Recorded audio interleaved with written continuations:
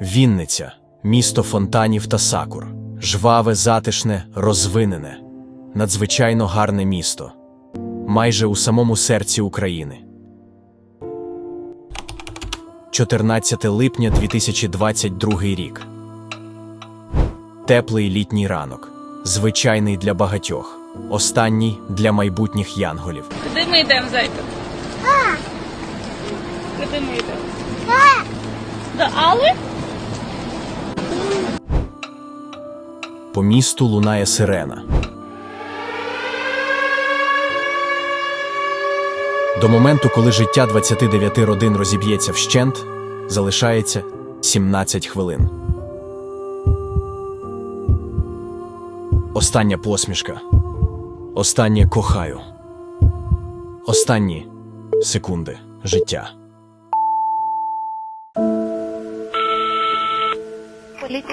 Алло, доброго дня. В сторону Вінниці пішло 2 ракети. Де?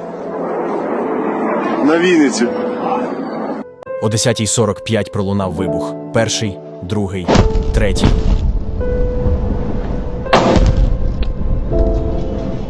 Треба жінки в допомогу. Вона стоїть вся в такому шоковому состоянии, ее засыпало какой-то там, не знаю, песком, не песком, там стеклами, ее порезало немножко. Ай, капец, у нее ноги обожженные.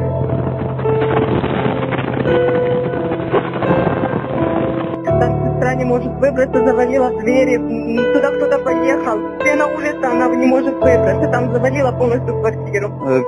Я хочу звернутися до вас, я не можу дитину знайти після цього вибуху, вона там знаходилась біля будинку ювілейного. Здравствуйте, швидка допомога місту Вінниці турбує. Запишіть, будь ласка, травмований пацієнт, констатація смерті. Кадри з перевернутим рожевим дитячим візочком умить облітають всі світові ЗМІ.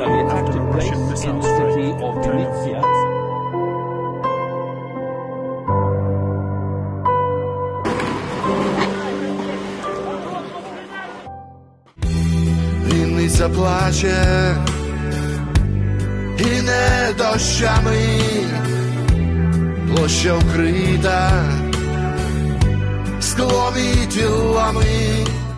14 липня 2022 року на небі з'явилось 29 нових янголів.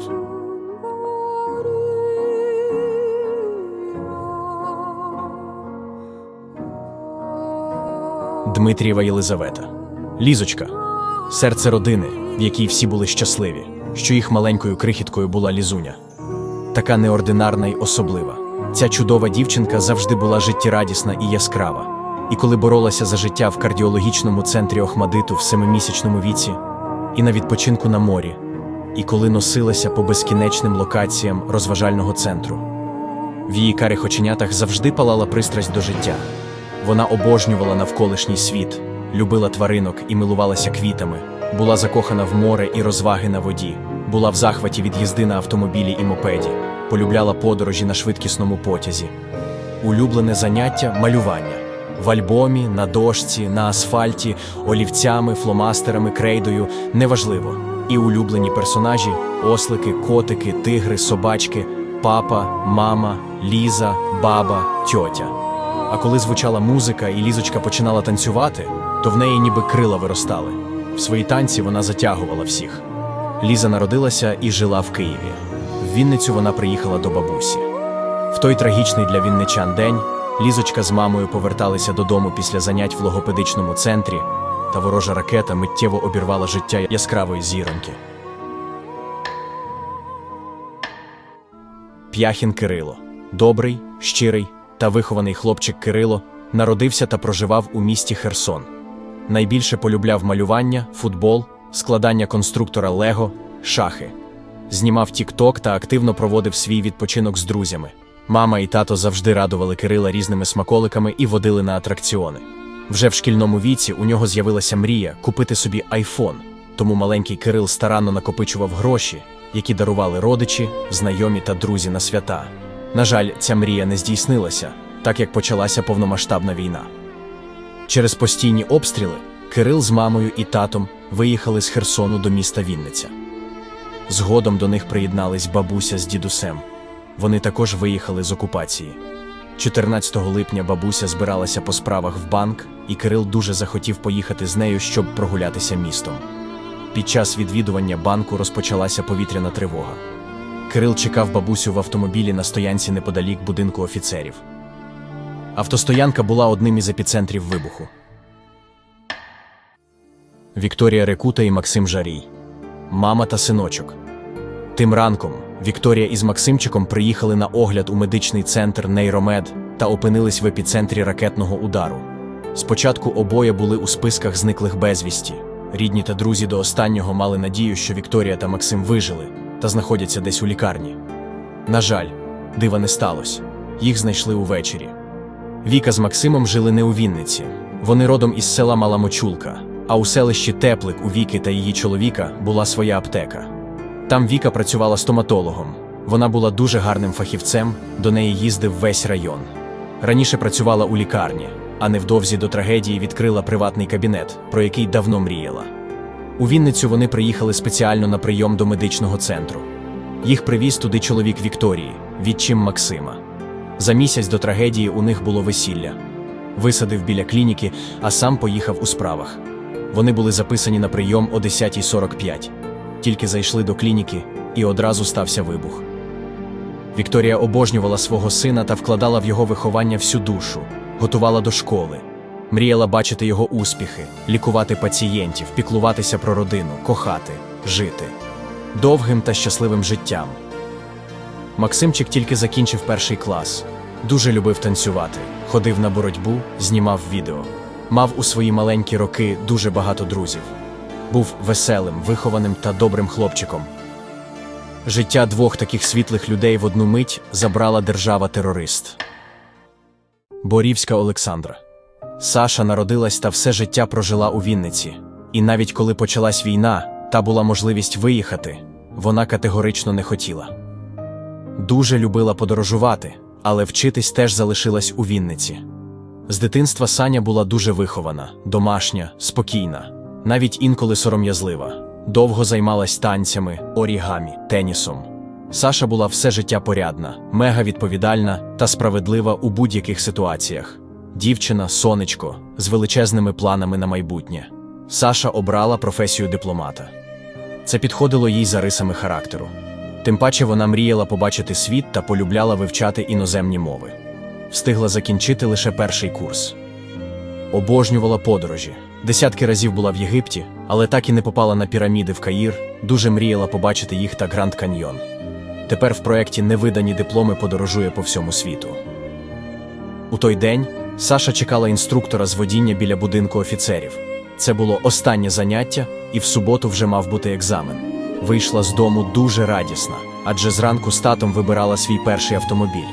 В неї був принцип ніколи не запізнюватись, от і в той день прийшла раніше, як завжди. Майже 1,5 доби Саша була в списку зниклих безвісті. 1,5 доби довжиною у вічність.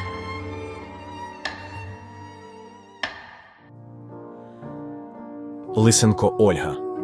Оля народилась та все життя прожила у Вінниці. Із самого дитинства була дуже мила, добра, щира, тендітна та домашня дівчинка. Гарно вчилась, була дуже старанна та відповідальна, всім приходила на поміч, завжди посміхалась. Оля закінчила Вінницьку школу номер 8 та дитячу музичну школу із класу бандури. Виступала у різних куточках України разом із колективом. Після закінчення коледжу по фаху міжнародні відносини. Мрії Олі змінились, та вона поставила собі за ціль відкрити особистий готельно-ресторанний бізнес, тому пішла далі навчатись у Вінницький кооперативний інститут економіки і права. Під час навчання дівчина зустріла своє кохання та невдовзі мала стати щасливою нареченою, а медовий місяць провести у Єгипті, про який давно мріяла. Оля ніколи не була за кордоном, хоч дуже хотіла подорожувати. Тепер у проєкті «Невидані дипломи» бачить увесь світ. 14 липня Оля поверталась від стоматолога. Ворожий обстріл не дав їй дійти додому буквально 100 метрів. Тиждень лікарі боролись за життя Олі в лікарні, але, на жаль, 21 липня її життя обірвалось назавжди. Гула Катерина. Катя народилась 24 грудня 1997 року в селі Пиків Вінницької області. З 2000 року проживала в селі Жигалівка. Старанно навчалась у школі, брала активну участь у житті шкільної родини. Була дуже доброю дівчинкою, поважала старших і завжди допомагала меншим. У 2013 році закінчила 9 клас та вступила до Вінницького торговельно-економічного коледжу на спеціальність «Товарознавство і комерційна діяльність». Після закінчення коледжу вступила до Вінницького торговельно-економічного інституту, спеціальність «Маркетинг». Катруся дуже любила готувати, малювати, дуже любила фотографувати природу і краєвиди. Була трудолюбива, життєрадісна, дуже відповідально ставилась до будь-якої роботи. У червні 2021 року Катя влаштувалась на посаду адміністратора в клініку «Нейромед». У той день вона зранку заступила на зміну, а вже о 10:45 вибух обірвав життя красуні Катрусі, залишивши нестерпний біль в серцях рідних та близьких. Коваленко Євгеній. Женя був творчою людиною. Музика була для нього сенсом життя. Почав цікавитись інструментами від того часу, як сам зміг до них дістатися. В 6 років попросив відвести його в музичну школу і купити додому фортепіано. Закінчив музичну школу і завжди брав активну участь в усіх шкільних музичних проєктах. Він був шкільним улюбленцем, зіркою всіх концертів. Після школи вступив в університет імені Карпенка-Карого на звукорежисуру. Женя не був воїном, здоров'я не дозволяло, мав білий квиток, але певний час намагався влаштуватися до військового оркестру, щоб їздити з концертами на лінію фронту. Батьки відмовили. Погане згортання крові не дозволяло бути поряд з лінією фронту. Тому, щоб якось діяти, а не сидіти без роботи, він виїхав в Чехію на навчання. Але через місяць з'явилась надія на благодійний тур, і його неможливо було зупинити. Це був благодійний тур від співачки Роксолани «Тримайся». Він був його звукорежисером. У той день, зранку в Вінниці, він не вийшов на зв'язок з дівчиною, і рідні почали пошуки. Маячок на Google-карті показав розташування. Мама дозвонилась в лікарню. Його ідентифікували першим. Кісіль Аліна. Майже всі називали її Аля. Мамин промінчик, ніжна та тендітна квіточка, яку було неможливо не полюбити з першого погляду. Завжди посміхалась та дуже любила життя, обожнювала свого братика і була взірцем для нього. Ласкава, чуйна та добра до близьких, друзів та всіх оточуючих. Завжди всім допомагала чим могла, особливо під час повномасштабного вторгнення. У вільний час займалась спортом, від нього вона отримувала колосальне задоволення. Зустріла своє кохання та невдовзі планувала створити щасливу сім'ю. Напередодні трагедії, 8 липня, відсвяткувала своє 25-річчя. 14 липня Алю на один день перевели з основного місця роботи у відділення, яке знаходилось в будинку офіцерів. Під час тривоги вона покинула приміщення, але ворожий обстріл застав її у внутрішньому дворі. Павло Ковальчук. Паша народився і жив у Вінниці, єдиний син у сім'ї лікарів. З дитинства був обдарованою дитиною, захоплювався цим світом та різноманітними науками і обрав для себе дитячу нейрохірургію в подальшому, як спеціальність. Згодом став одним із найкращих дитячих неврологів України. Мав чимало пацієнтів з різних куточків нашої країни та за її межами. 28 липня 2022 року вони з дружиною Юлією мали відзначати 5-ту річницю весілля, а за кілька днів до теракту у Вінниці, 9 липня, дізнались про те, що стануть батьками. Павло мріяв побудувати будинок, де лунатиме дитячий сміх і обов'язково буде німецька вівчарка Вольф, як у його дитинстві. Під час обстрілу Павло перебував у своєму кабінеті в клініці «Нейромед». Йому вдалося самотужки вибігти з палаючого приміщення і дістатися карети швидкої. За кілька днів його було госпіталізовано до опікового центру в Польщі. Після 20 днів пекучої боротьби серце чоловіка зупинилося. 70% опіків тіла спричинили сепсис. Галина Олексів. Галина талановита, відома на увесь світ музикантка. Доктор філософії, викладач кафедри народних інструментів Львівської музичної академії імені Миколи Лисенка. Галина була дуже приязною, милою і доброзичливою. В пам'яті рідних, друзів та колег назавжди залишиться символом краси, ніжності, чутливості. Завжди усміхнена, диво-дружина та мама. Справжня ікона українського жіноцтва та жіночності. Галя народилась у Вінниці, але разом з чоловіком жила у Львові. Маючи теплі стосунки з батьками, вона час від часу приїжджала до них в гості – у Вінницю. Це був один з таких разів. У той день Галина була записана на прийом до лікаря в медичний центр «Нейромед» на 11:00. Прийшла зі своїм сином Ромчиком на декілька рокових хвилин раніше. Синочок вижив. Галину ж знайшли однією з останніх.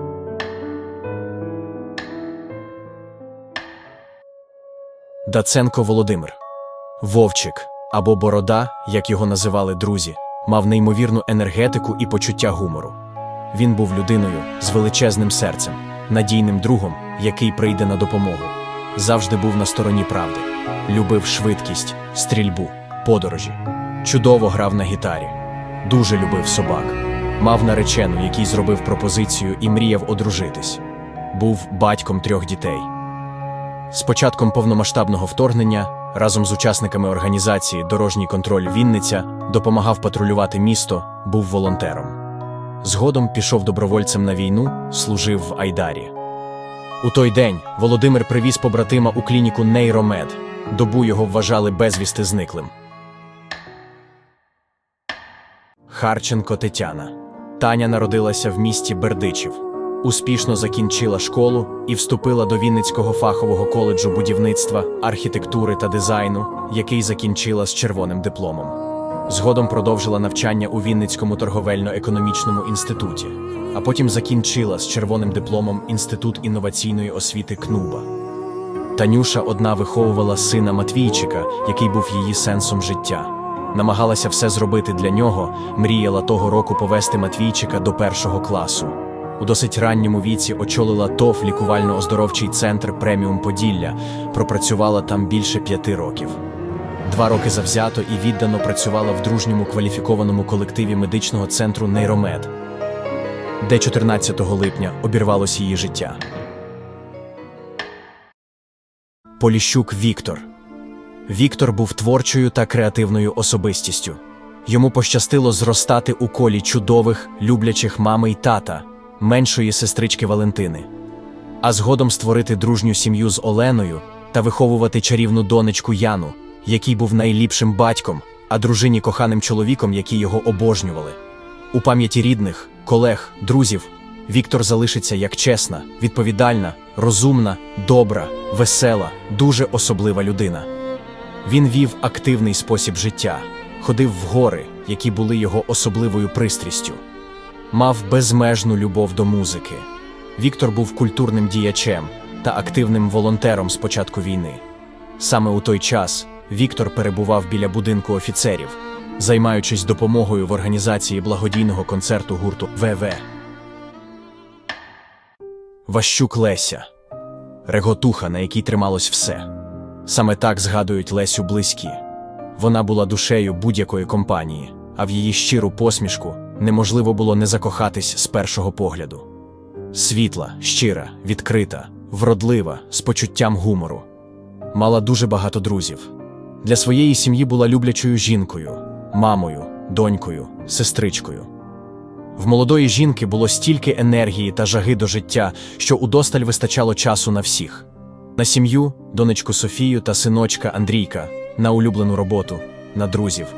Вислухати проблеми подруг, допомогти слушною порадою. Це все вона.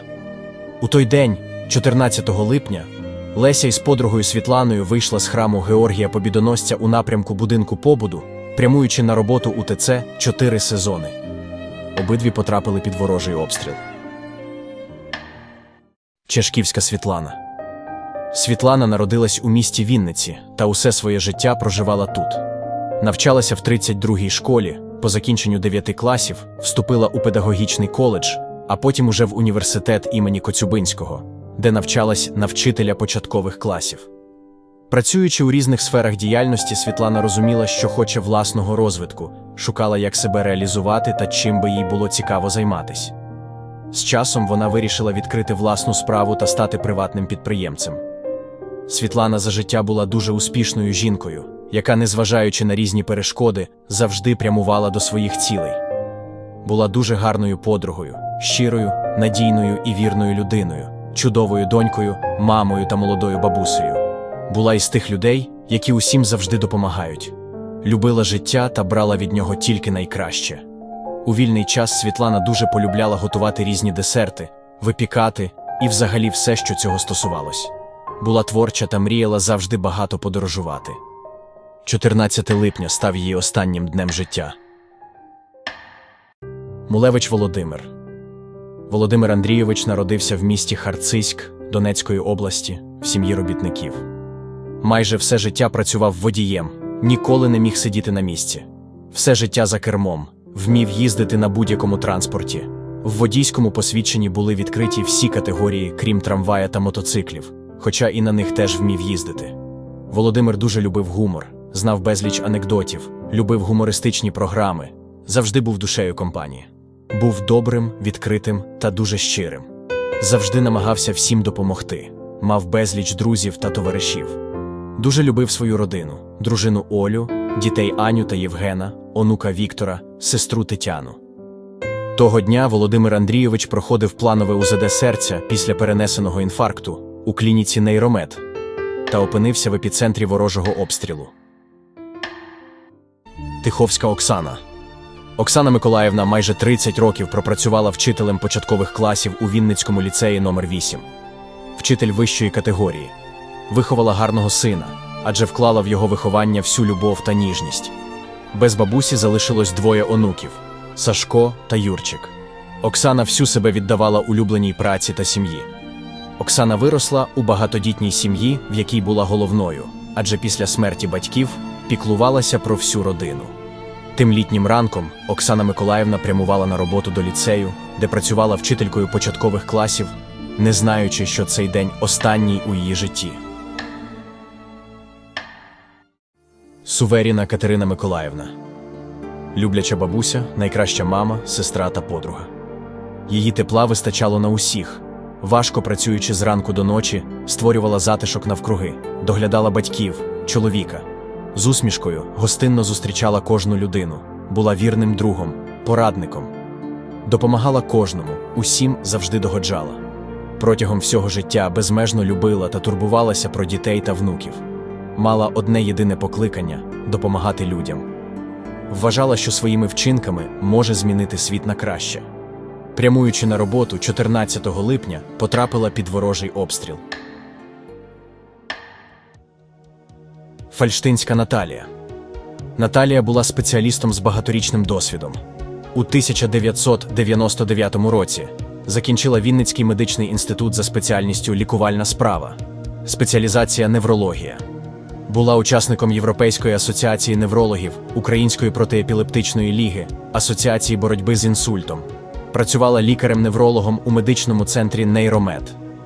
У той день, як завжди, була на робочому місці та приймала пацієнтів. Медики реанімаційного відділення військового госпіталя 4 доби боролися за життя Наталії, але, на жаль, вона померла 19 липня після занадто важких травм. Чоловік Наталії, Мирослав, лікар-кардіолог, в рядах Збройних сил України боронить країну від російської агресії. У Наталії залишилось 3 дітей. Сергій Харченко. 14 липня Сергій перебував в своєму автомобілі на парковці біля медичного центру «Нейромед», очікуючи клієнтів. Другий день, як приступив до роботи у службі таксі та опинився в епіцентрі вибуху. Сергій все життя захоплювався автомобілями та був професіоналом у цій сфері, до нього завжди звертались з порадами. Мав багато друзів, адже був щирою, відкритою, веселою, доброзичливою людиною. Цінував та опікувався своєю родиною. Ворожий обстріл забрав у доньки Яни люблячого батька, а в маленької Варвари – дідуся, який її обожнював. Біль та гіркота втрати назавжди залишиться, і в тестя Анатолія, для якого за роки спільного життя Сергій став справжнім сином. Нелегач Ніна. Ніна Олександрівна багато років пропрацювала вихователем у дитячому садочку. Мудра, творча, весела, добра, креативна, з великим досвідом, щирою посмішкою і відкритою душею. любляча жінка, мама та бабуся. Саме такою назавжди залишиться Ніна у пам'яті своєї сім'ї, друзів та колег.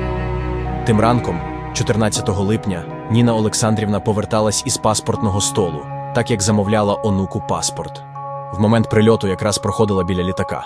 Бачила весь жах на власні очі. Розповідала, що її огорнуло полум'я і вона з нього намагалась вибратись. Її сумка згоріла прямо в руках. Жінка отримала 85% опіків. Лікарі до останнього боролись за її життя, але, на жаль, травми були занадто важкими. 16 липня у лікарні Ніна померла.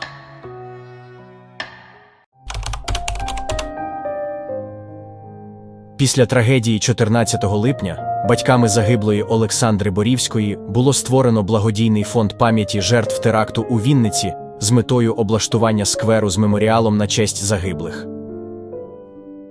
З допомогою очільника громадської організації «Дорожній контроль Вінниці» Володимира Затайдуха та міської влади 14 липня 2023 року на річницю трагедії сквер було відкрито.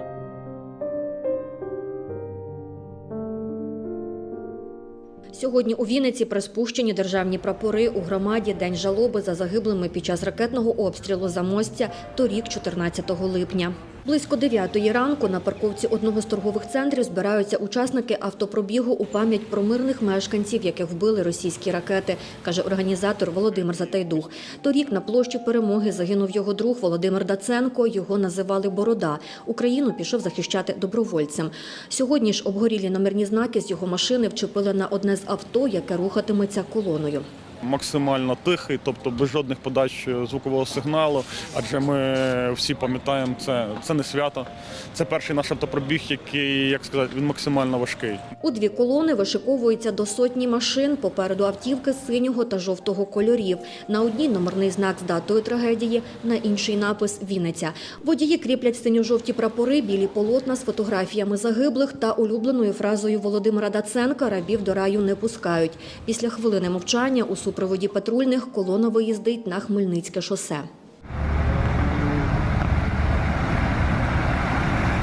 Далі на вулицю Соборну фінішують на площі Перемоги.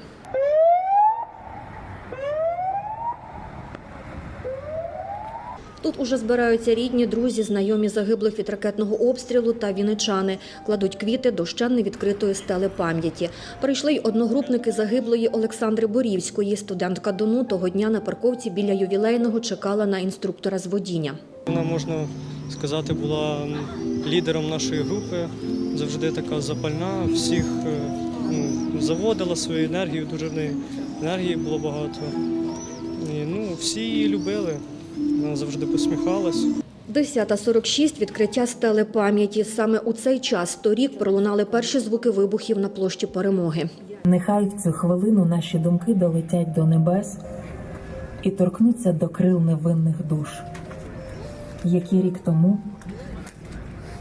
відлетіли у вічність.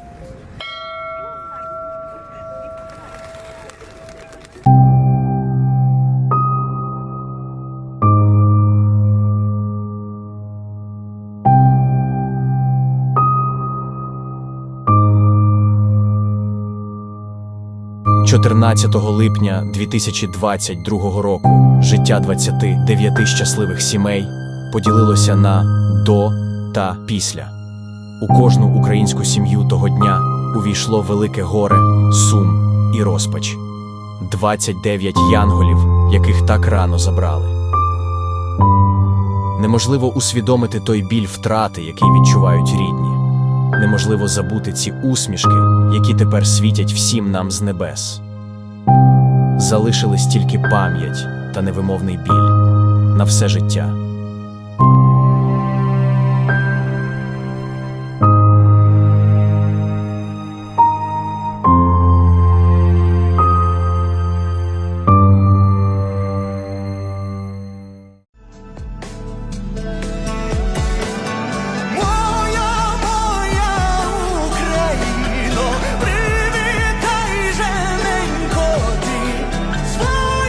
Свою, ти дитину,